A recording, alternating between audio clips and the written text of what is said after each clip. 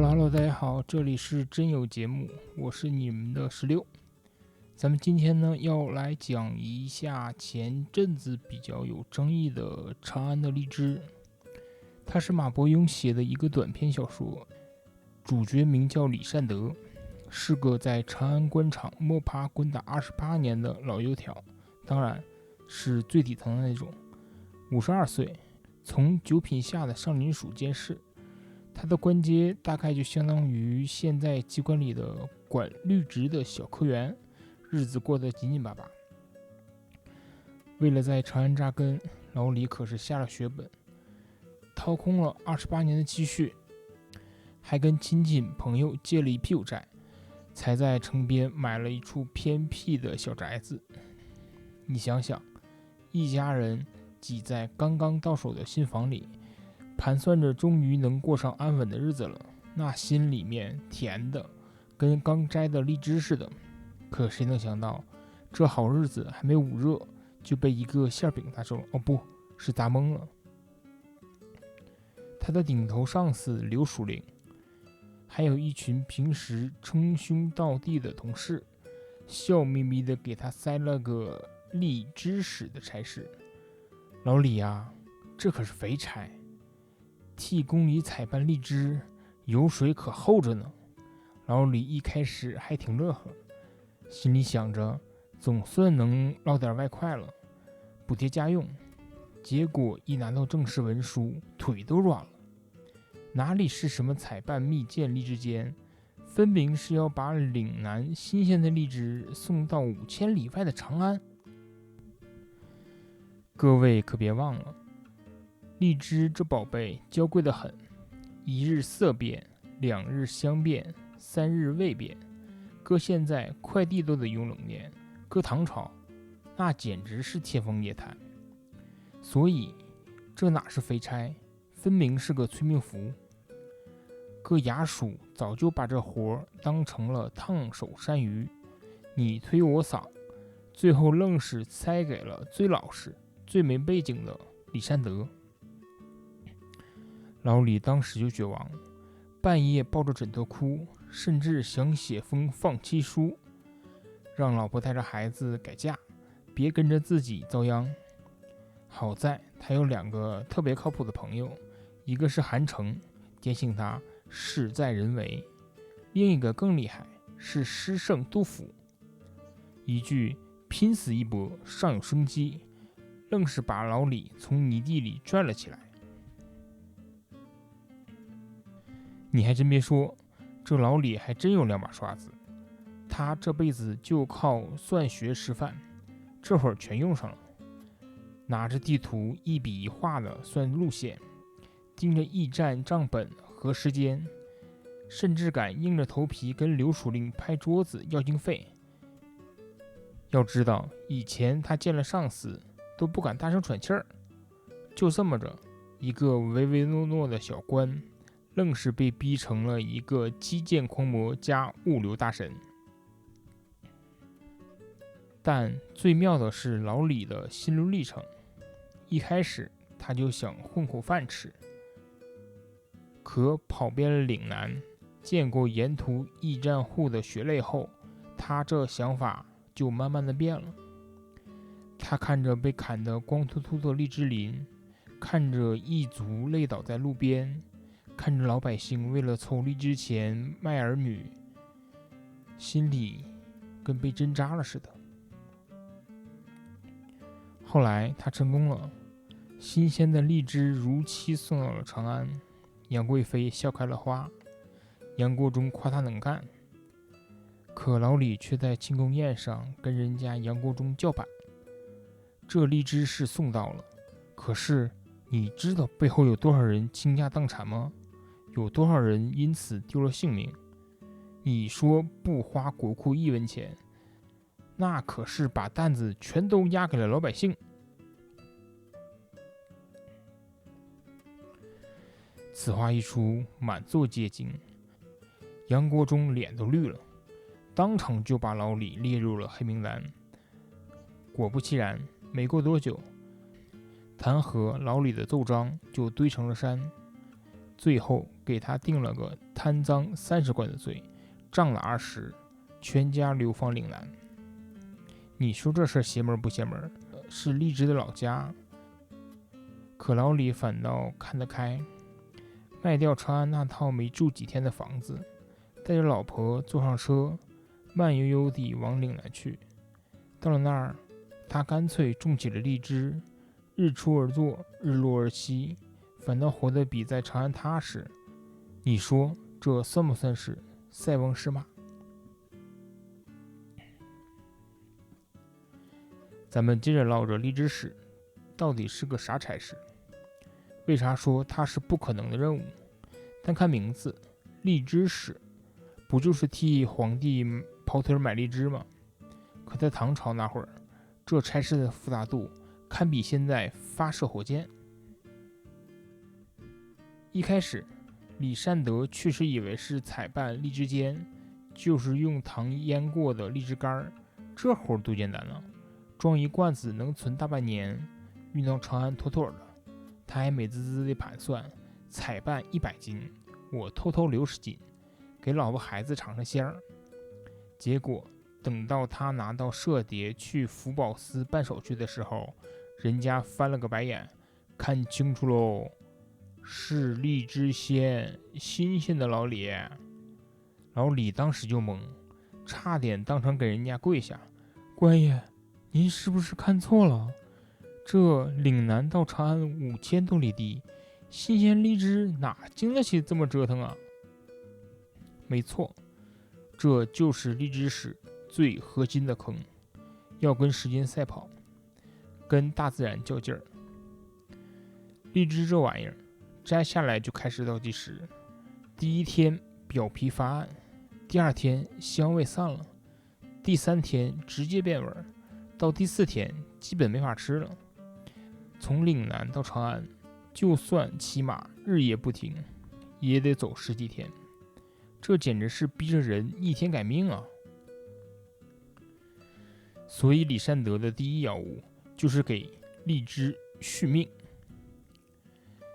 他疯了似的琢磨保鲜招，听说岭南有种分枝植瓮的法子，把带果子的荔枝汁直接装进水土的瓮里，让荔枝继续活着。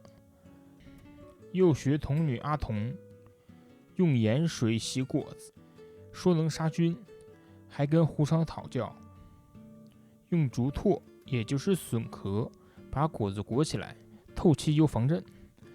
后来甚至想到了冰镇，可岭南哪来的冰？他愣是算着日子，让队伍过了长江，就去江陵的冰窖抢冰块，用棉被裹着一路运，跟伺候祖宗似的。光提鲜还不够，还得提速。老李拿着黄糖酒猪看舆图和天下议程总会，趴在桌子上画了几10条路线，最后算出4600里的最短路径。可这路不是平白无故就有的，得避开大泽、险滩、高山，还得水陆联运。一段走水路坐快船，一段走陆路骑快马，衔接处还得提前备好人马，跟接力赛似的。最头疼的是没人、没人脉、没资源。老李一个从9品的小官，谁搭理他去？去上林数交经费，管事的推三阻四，没钱，自己想办法去。去兵路要驿马，人家眼皮都抬，驿马是给军训用的，你运荔枝，一边去。没办法，老李只能曲线救国，跟胡商苏亮合作，把手里的5府通行符牒卖了换钱。这符牒可金贵了，拿着它在岭南5省过关卡，不用交税。苏亮一眼就看出了这个价值，当场拍板，1000贯，我买了。直到后来，老李拿到杨国忠给的国中银牌，这日子才算好过点。这银牌简直是通关神器，一亮出来，沿途驿站的驿丞吓得腿肚子直转筋，立马牵出最好的马。地方官捧着酒捧着肉巴结，生怕伺候不周。可这权力也不是白来的。杨国忠说了，办不成事儿，你全家这陪葬啊。所以你看，这荔枝使哪是采办荔枝，分明是要当工程总指挥、物流调度员、技术研发员，还得兼着背锅侠。李善德不光动脑子，还得玩命。为了摸清楚路线，他亲自跟着队伍走。在黄草驿遇到异族逃跑，他追出去时摔断了腿。为了试验保鲜方法，他守着荔枝瓮3天3夜没合眼，眼睛熬得跟兔子似的。最惨的是，这活只能成功不能失败，失败了全家掉脑袋，成功了也可能因为得罪人而被穿小鞋。你说这差事谁爱干谁干，反正换了我早就卷铺盖跑路了。接下来说一说李善德这辈子最牛的操作，还得是那套荔枝运输改良方案。从一个连蚂蚁都不敢踩的小官，愣是被逼成了古代物流界的大神。这中间的脑洞和毅力，简直能写本唐朝会计指南。咱们先从保鲜说起。一开始老李也想过简单点儿，摘了荔枝直接中筐运，结果第一天试运，到了下一个驿站，荔枝就红得发黑。他心疼的直拍大腿，这哪行啊，杨贵妃要是见了，不得把我眼珠子抠出来。后来他在岭南遇见了一个叫阿童的姑娘，人家随口一句玩笑，你可别摘下来啊，让树自己长到长安去。老李一听，拍着脑门跳了起来，对呀，我咋没想到。于是他发明了分枝直瓮之法，说白了就是把带口子的荔枝枝砍下来，斜着剪个口子，直接插在装着水和泥土的双层瓮里，外面再套个麻藤筐防颠簸。你别说，这招还真管用。树枝在瓮里能苟延残喘，果子也能多新鲜好几天。老李为了测试这个法子，蹲在荔枝园守了半个月，看着枝条发新芽，激动的差点给果树磕个头。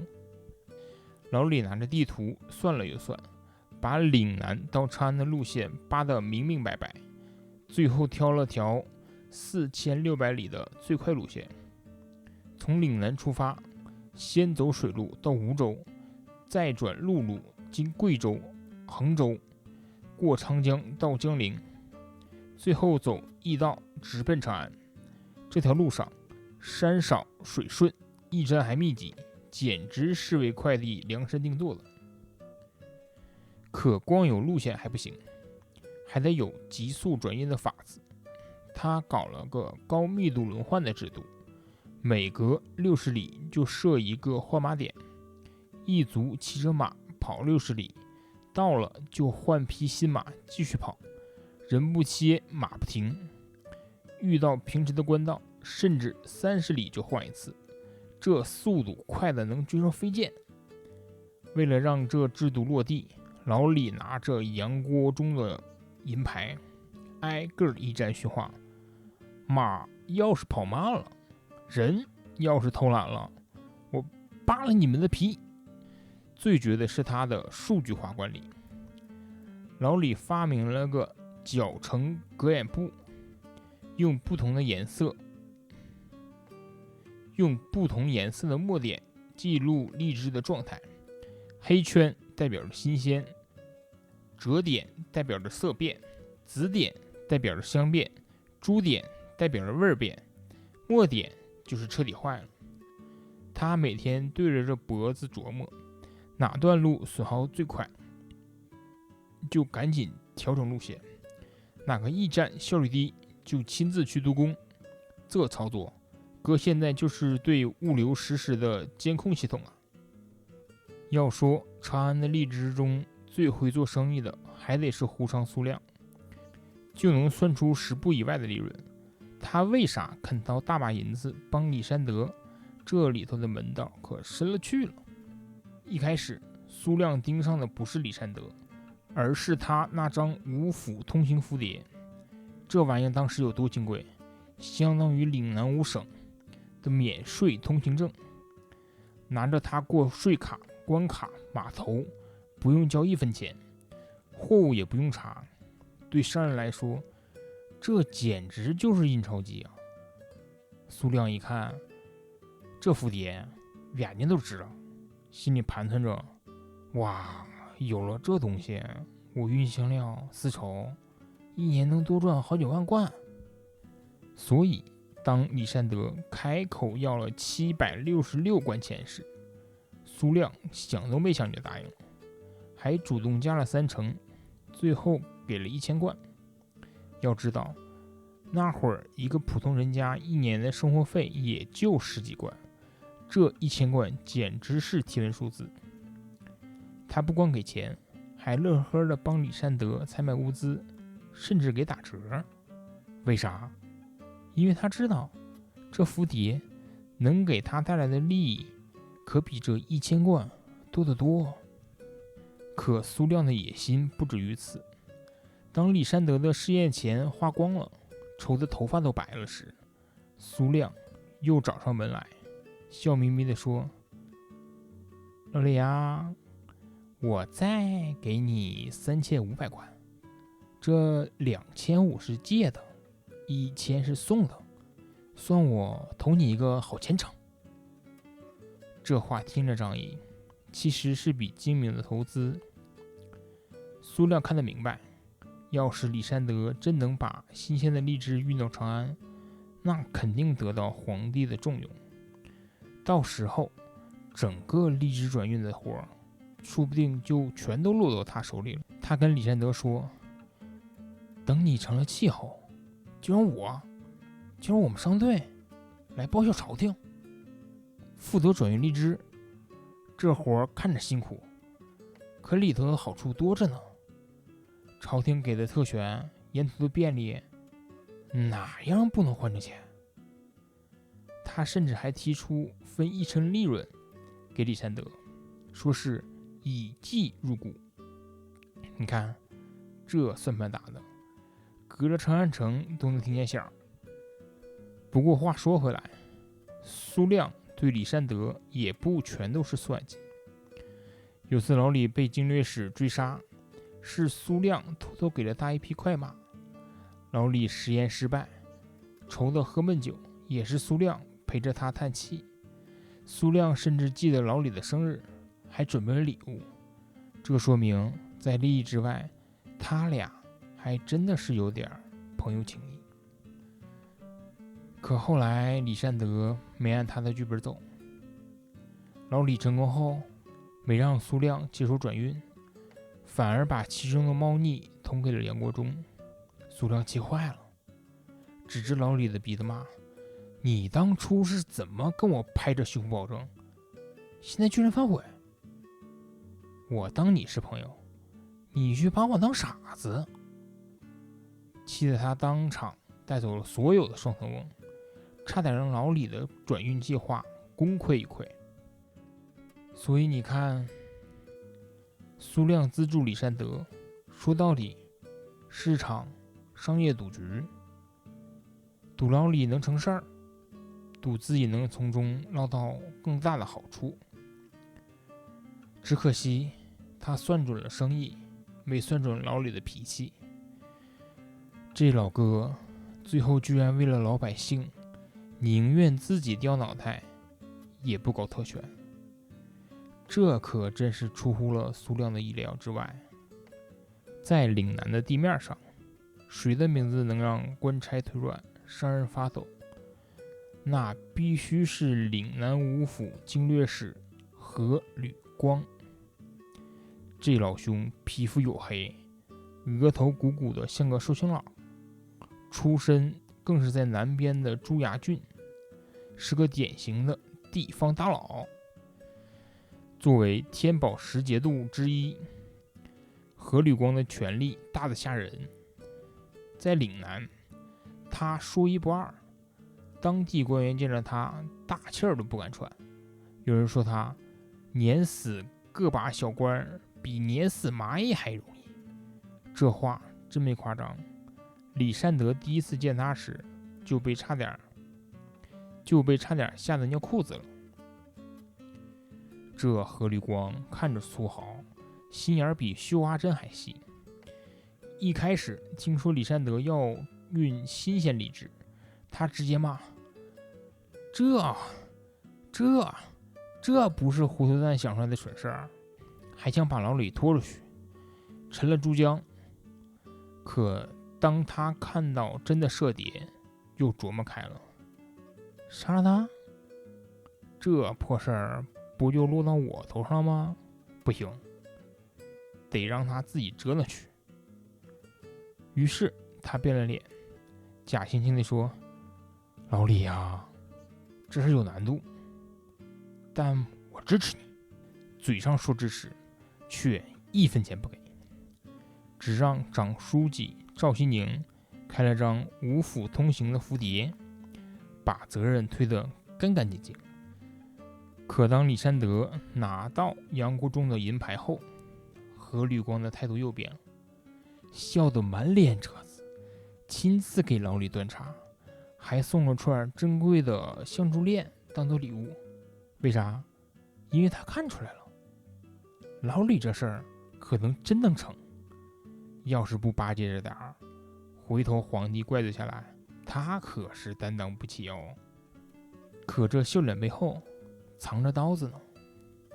当何吕光听说老李的转运法可能成功，立马跟赵西宁密谋，这小子要是成了，皇帝肯定骂我们办事不力，这得在他回长安的路上干掉他，伪装成山贼干的。你看这心思多歹毒，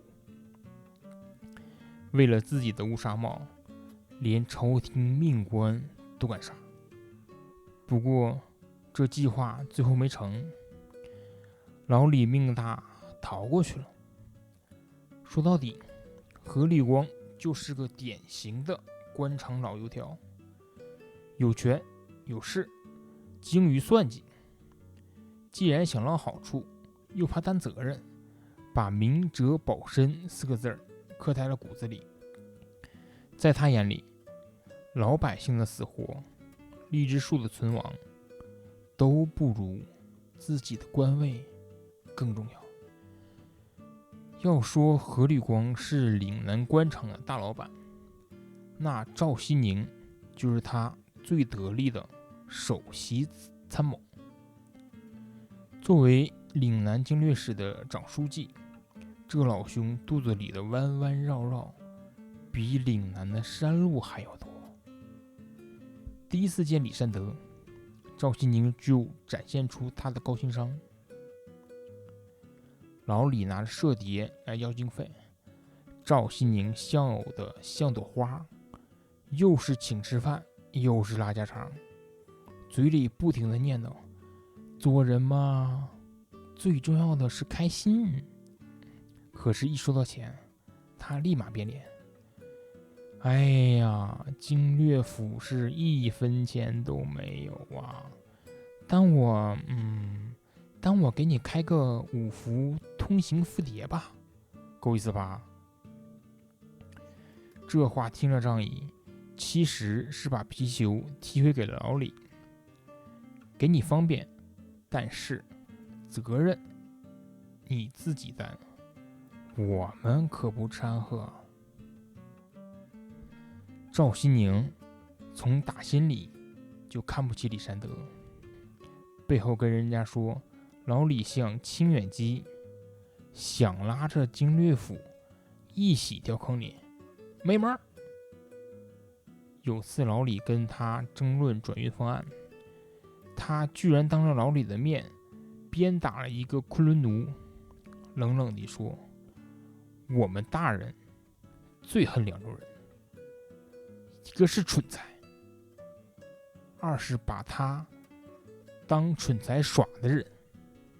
这话明着说昆仑奴，实则是敲打老李。可当老李拿着杨国忠的银牌，赵熙宁的脸变得比翻书还快，连夜给老李安排了豪宅，派了10几个仆役伺候，还凑上来拍马屁。哎呦，李大人，您可真是神通广大，这点小事包在我身上。甚至老李被苏亮带走双藤瓮时，急得团团转，是赵熙宁想出了用牛皱胃当容器的法子，解了燃眉之急。你说他没本事，那可错了，他的本事全用在了见风使舵上。但说到底，赵熙宁还是个官场工具人，他明白层层加码的规矩。例如杨国忠要30丛荔枝，他就让人砍100丛，美其名曰以防万一。他知道官场的水有多深，所以永远不会把话说死，永远给自己留条后路。在他眼里，什么原则，什么良心，都不如活下去的重要。要说长安的荔枝里最有权势的人，那非杨国忠莫属。这位可是杨贵妃的族兄，官拜右相、魏国公。在天宝年间的长安，那简直是一人之下，万人之上，连皇帝都得让他3分。杨国忠的权力大到什么程度呢？身兼40多个使职，朝廷里的大小事都要经过他的手。长安街坊流传着内圣外王的说法，皇帝在宫里坐着，外面的事全由杨国忠说了算。当过管财政的杜之源外郎对捞钱的门道门儿清，这也是他能得势的原因之一。他为啥要折腾这荔枝转运？说白了，是为了讨杨贵妃的开心。杨贵妃的生日是6月初1，他想送份独一无二的礼物，新鲜荔枝。要知道，杨贵妃爱吃荔枝，这在宫里可不是秘密。可谁也没本事把新鲜的荔枝运到长安。杨国忠偏要干这事儿，就是在向皇帝和贵妃面前显能耐，巩固自己的地位。当李善德拿着转运方案找到他时，杨国忠一眼就看出了其中的门道，大笔一挥，这事儿交给你办，给你块国中银牌，沿途官府驿站，你想调啥就调啥。这银牌可不是普通物件，相当于尚方宝剑，拿着它就能调动兵部的驿马、户部的粮草、太府司的兵将，谁要是敢拦路，直接拿下。但杨国忠最让人不齿的是他的虚伪，嘴上说荔枝转运不花国库1文钱，实际上把负担全都转嫁给老百姓。驿站的驿卒累得吐血，他不管；老百姓为了凑荔枝钱卖房子卖地，他不问；荔枝树被砍得光秃秃，他不在乎。在他眼里，只要能让贵妃开心，只要能保住自己的权利，底下的人死活都无所谓啊。所以当李善德在他面前揭穿了真相，说这荔枝是用老百姓的血汗换来时，杨国忠当场就炸了。他不是气老百姓受苦，是气李善德坏了他的好事儿，打了他的脸。他拿起月杆就朝老李打过去，把老李的腿都打断了，还放出话来：这小子，我要让他一辈子都翻不了身。最后，老李就被流放岭南，就是杨国忠一手操作的。可他也没敢把事情做得太绝，毕竟老李确实办成了事儿，杀了他怕招人骂，只能找个贪赃30贯的由头，既解了气，又留了余地。你看，这就是权臣的手段，狠辣，却又懂得留一线。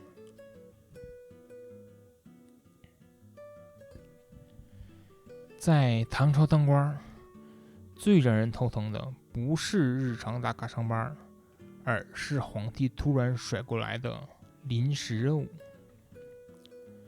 比如这吏治使，这种差事，说好听点是临危受命，说难听点就是背锅侠速成班。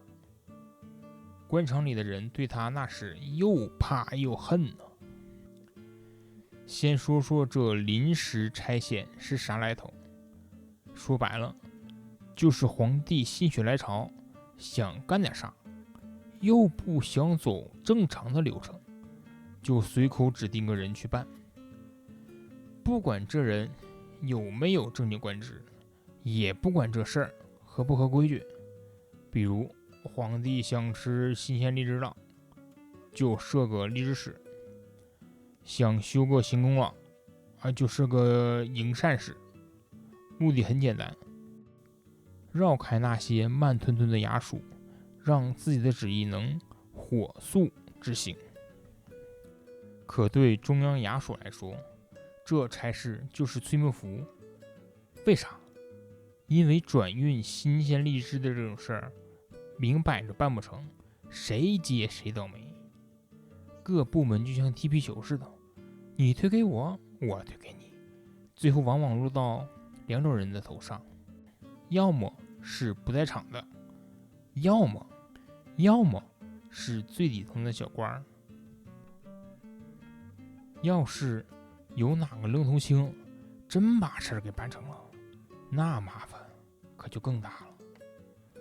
其他衙署会觉得脸上无光，你觉着你一个临时的差事儿都能办成，我们这些正经部门岂不显得很无能？就会被嫉妒，会找机会弹劾。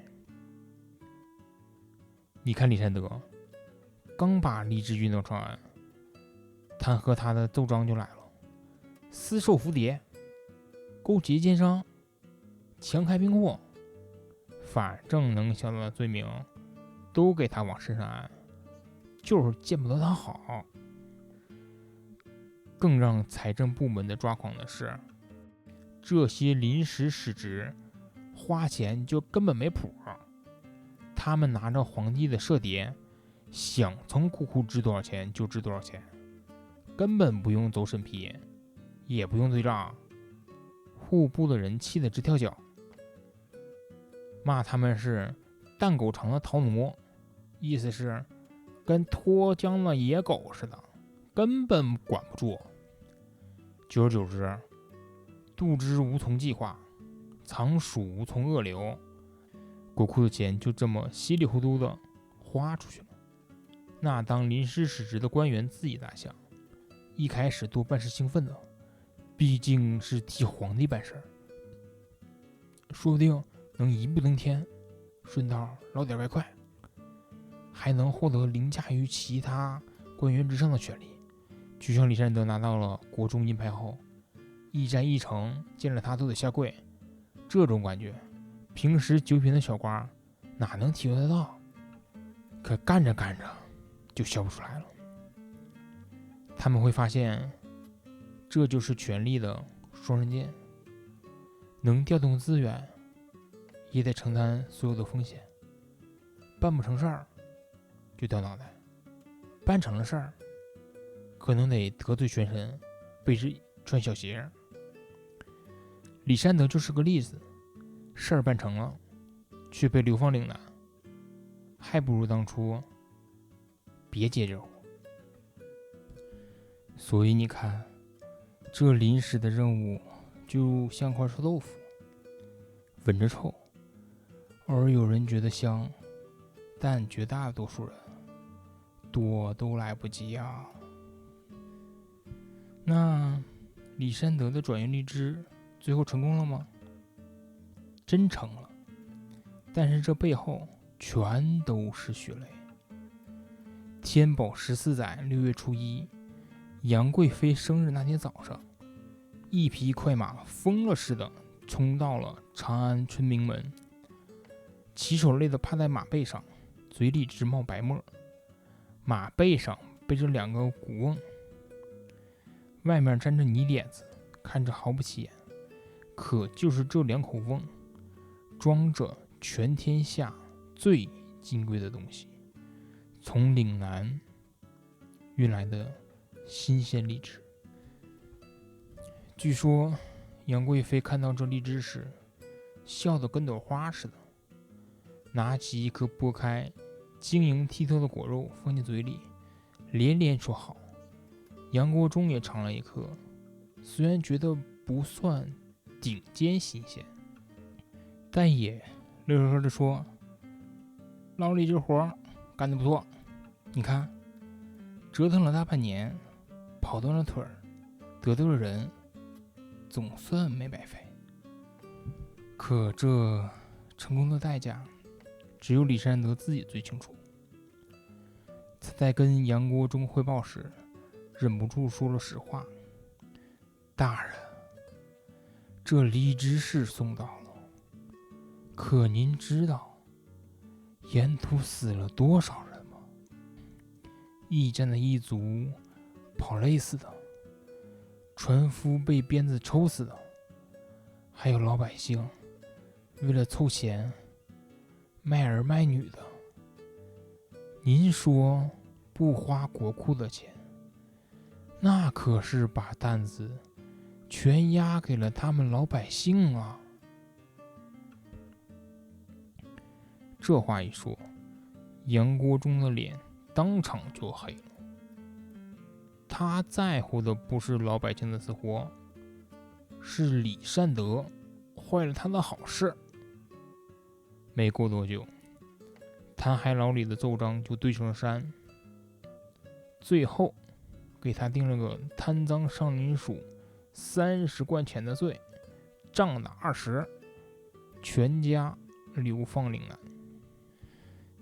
这罪名其实挺搞笑的，贪赃30贯，按唐律最多判流放，但全家流放又太重了，明眼人都能看得出来，这是各方博弈的结果。杨国忠想收拾老李，又怕做事太绝招人骂，其他官员想保老李，又不敢跟杨国忠硬刚，只能找了个不痛不痒的罪名，既让老李受了罚，又保住了他的命。最讽刺的是流放地点岭南，正是荔枝的老家。招福寺大师说，这是因果循环。老李自己倒看得开，他卖掉了长安的房子，带着老婆孩子坐上了车，慢悠悠地往岭南去。有人说他傻，放着功臣不当，跑去当流贩。可老李自己心里清楚，在长安，他是个被权力摆弄的棋子，到了岭南，他才能做回自己。他们走了4个月，才到岭南。赵新宁把他安排在从化，让他当个荔枝老农。老李每天日出而作，日落而息，照料着果园，看着荔枝花开，看着果子成熟，心里反倒踏实了。他老婆说，以前在长安总怕你出事儿，现在虽然苦点儿累点儿，可每天能看见你就够了。后来安史之乱爆发，长安被攻破，到处打仗，老李因为在岭南反而躲过了一劫。有天他摘了满满一筐荔枝，吃了个痛快，吃到肚子疼，医生来问，他笑着说，没别的没别的，就是荔枝吃多了点儿。你说他这算不算成功？在官场他输得一败涂地，可在人生这场仗里，他活得比谁都明白。长安的荔枝这个故事看着是讲运荔枝的，这其实藏着好多的人生大道理。不管是当官的、打工的，还是咱普通人，其实都能从中咂摸点出味来。先说小人物的力量，李善德就是个最底层的小官，52岁了还在长安租房住，可他愣是把不可能变成了可能。这告诉我们，别觉得自己渺小就不敢做事儿，有时候被逼到了绝境，反而能爆发出惊人的能量。就像老李说的，就算蝼蚁也能啃动大象。再说说初心，老李一开始接这活儿就是为了活命，为了保住家人。可到后来他看见老百姓受苦，就忍不住说了实话，哪怕得罪了权贵也不怕。这告诉我们，人活着不能光为了自己，总得有点原则，有点良心。就像他老婆说的，你笨拙胆小，可你肯豁得出去命去保护你在乎的东西，这就够了。最让人感慨的是得失，老李丢了长安的官，却得到了内心的平静，没了荣华富贵，却和家人过上了安稳的日子。安史之乱爆发时，长安血流成河，他却在岭南吃着自己种的荔枝，活得好好的。这告诉我们，塞翁失马，焉知非福。有时候失去的可能并不是什么好东西，得到的也许更加珍贵。聊到这儿，长安的荔枝这故事就算讲完了。一个52岁的小官，一个不可能的任务，一段跌宕起伏的人生，最后落得个平淡是真。这其中的滋味值得咱们慢慢品。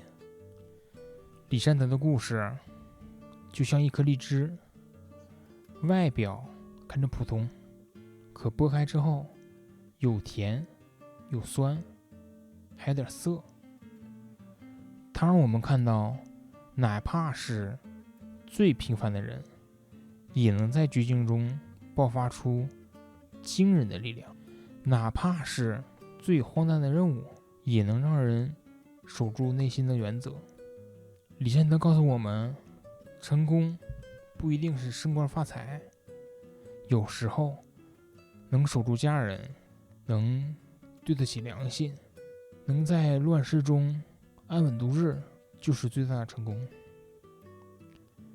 就像他在岭南种荔枝时说的，以前总想着在长安扎根儿，可现在才明白，在哪儿扎根儿不重要，重要的是心里踏实。最后想说，不管是在唐朝还是在现在，我们每个人都可能遇到运荔枝这样的难题，看似不可能完成，却又不得不面对。这时候不妨学学李善德，别怕别怂，尽人事听天命。就算最后没能如预期般的成功，至少对得起自己，对得起身边的人。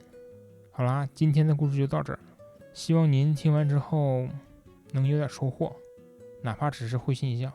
咱们下次再聊别的好故事，拜拜。